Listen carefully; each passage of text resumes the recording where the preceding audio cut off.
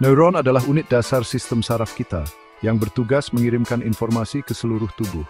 Bayangkan mereka seperti kurir kecil, membawa sinyal listrik dan kimia yang mengatur setiap pikiran, perasaan, dan tindakan kita. Sebuah neuron terdiri dari badan sel, dendrit, dan akson. Akson adalah serat panjang dan ramping yang memanjang dari badan sel, bertindak seperti kabel listrik yang mengirimkan sinyal jarak jauh. Sinapsis, di sisi lain, adalah persimpangan antara neuron tempat komunikasi berlangsung. Anggap saja seperti jembatan kecil yang menghubungkan para kurir ini. Mereka penting untuk meneruskan sinyal dari satu neuron ke neuron lainnya, memungkinkan terbentuknya jaringan dan jalur yang kompleks dalam sistem saraf.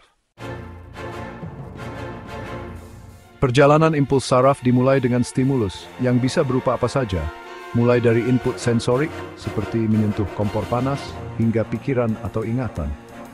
Stimulus ini mengganggu keadaan istirahat neuron, menyebabkan perubahan muatan listrik di seluruh membrannya. Perubahan muatan ini yang dikenal sebagai depolarisasi memicu serangkaian peristiwa yang mengarah pada pembentukan impuls listrik yang disebut potensial aksi. Potensial aksi adalah unit komunikasi dalam sistem saraf. Ini seperti percikan listrik yang bergerak di sepanjang akson, membawa informasi dari satu neuron ke ujung layar. Setelah terbentuk, potensial aksi tidak hanya mengalir secara pasif di sepanjang akson seperti listrik melalui kabel. Sebaliknya, ia secara aktif dirambatkan. Artinya ia dibuat ulang di titik-titik di sepanjang akson, memastikan sinyal berjalan jauh tanpa kehilangan kekuatan. Bayangkan deretan domino yang diatur dengan hati-hati.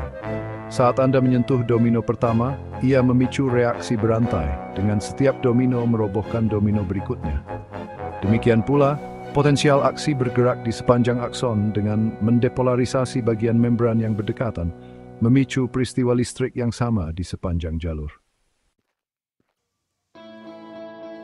Ketika potensial aksi mencapai ujung akson, ia bertemu dengan sinapsis, persimpangan antara neuron.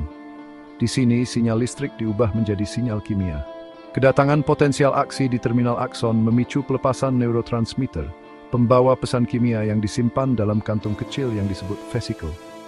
Neurotransmitter ini berdifusi melintasi celah sinaptik, celah kecil antara dua neuron, dan berikatan dengan reseptor pada membran neuron penerima.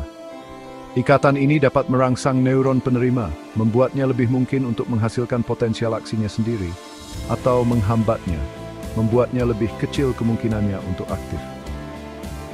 Tarian sinyal listrik dan kimia yang rumit ini memastikan kelancaran transmisi informasi ke seluruh sistem saraf, memungkinkan kita untuk memahami dunia, berpikir, belajar, dan berinteraksi dengan lingkungan sekitar kita.